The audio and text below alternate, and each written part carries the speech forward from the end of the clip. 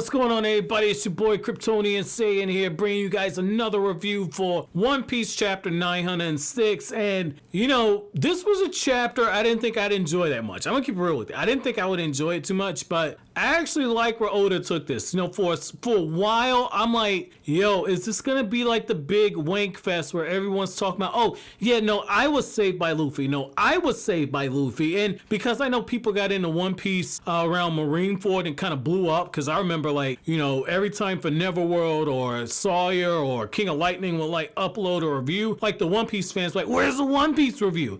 And I was like, why the fuck is One Piece so popular? And so I remember when it shot up in popularity. I remember the online surge, it went crazy, but like I can kind of see it now because Oda's doing refreshers. Like for a series that's 906 chapters long, like I totally get why you got to refresh people's memories. Maybe it's because I take my time reading it, so I remember some of the events a little better, but I'm like, dude, like I got so annoyed with the reminders, like, yeah, Luffy went to this island and he did this and he did this. Like I was like, yo, Oda, one time's good. Not every time we get introduced to a character that Luffy had met in the past. I was just like, damn. But I totally understand it because at the end of the day, I mean, that gives the anime an opportunity to do filler. Like, I totally get it. Mangaka have moments where they write in moments in the story where the studio can specifically do filler. So I totally get that right there. I totally get that. But like, dude, I was getting so annoyed for a second because the chapter started off with so much promise. Like, it's still a good chapter. I don't want somebody writing down below like, oh my God, you're bashing it, you're hating it. No, that's not it. That's not it. You know, these chapters don't really go in that respect. But like, I like how, you know, they talk about the fact that the forest is man-made and the road is man-made, and they talk about how it's actually moving on its own. I'm like, damn, that's pretty interesting. And the first thing that went to my head was like, well, you can't trust these celestial dragons. Something's up.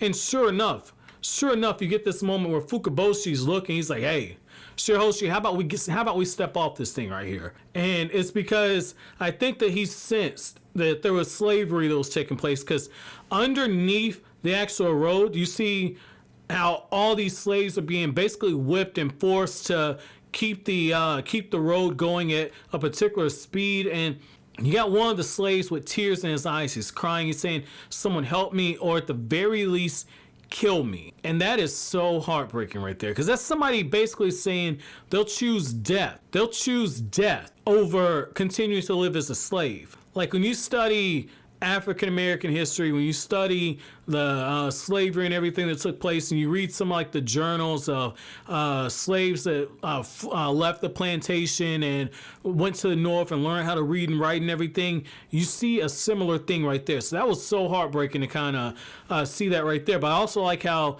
you know, when they talk about, oh, this, I have a bad feeling about this, it's also because Shirahoshi has a target on her back now. Because you get this moment where one of the celestial dragons is looking at Shirahoshi, and he's basically got his greedy little eyes on her. And so Oda even teased like this could cause an international incident when Shirahoshi's turned down all these different suitors, saying you're not really my type. And you know, she hadn't really learned how to let guys down easily, right? She hadn't really learned how to let guys down easily. And so I like how, you know, she does kind of get scolded for that. And at the same time, she's got that innocence about her, to where I could see the celestial dragon trying to make her a slave. Or maybe, God forbid, I like Shirahoshi, but you know, one of you guys told me in the comment section, it was implied that like Boa Hancock and her sisters, you know, Boa Hancock and like the other two that were with her, you know, on Amazon Lily, it was heavily implied that there was some sexual misconduct that was going on towards them. Okay, I can't really use the word that I would like to use because of YouTube's rules and regulations, but like, I thought that was interesting that Oda teased that, and I feel like he was potentially setting that up here as well. Because think about it for a second, like, not Nico Robin, but Boa Hancock was called the most beautiful woman in the world, and it's the same thing. You know, she was taken advantage of here. You know, what if Shirahoshi's put on the same thing? She's already compared to Boa Hancock. So that's an interesting thing to keep your eye on right there. But I like how, you know, as we start getting the moment where, you know, you get Rebecca and she's talking to Vivi, and Vivi's saying like, yeah, you know, like I travel with the Straw Hats. Like she's saying in so many words because they can't actually give up their own allegiance, because that could cause a crisis given the fact that they're royalty. But we know Vivi traveled with the Straw Hats. I forever stand with it.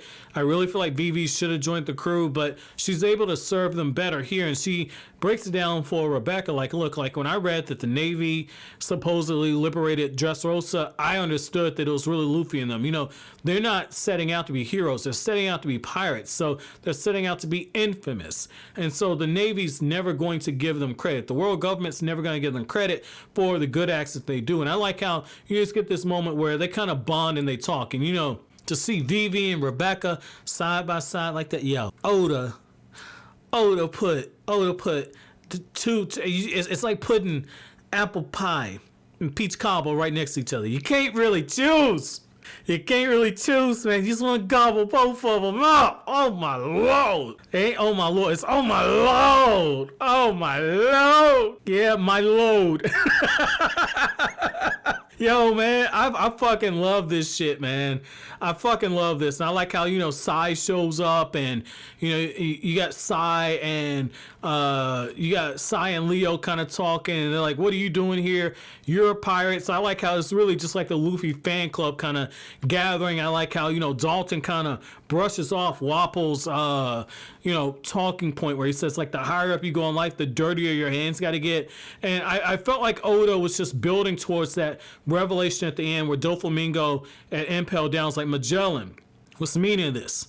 Did they send somebody to kill me? And you see this straw hat. You see this straw hat and you see this ominous figure walking. And Doflamingo says, like, that secret that they got there, that secret, it only lasts for so long. It's got a short shelf life. So that's going to be interesting to see what this big revelation is going to be. So my chapter question to you guys is, out of all of the kingdoms that Luffy liberated, which one was your favorite? I got to say for me, you know, I know a lot of people, they shit on Dressrosa, but I like that one the best.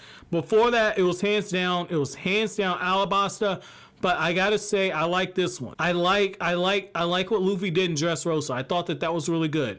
Which kingdom did Luffy liberate that you found to be the most enjoyable, and which one's your favorite? Let me know down in the comment section below. But as always, guys, if you like anything I had to say, don't forget to comment, rate, subscribe, and share. Thank you so much for watching to the end. Have an awesome day, guys.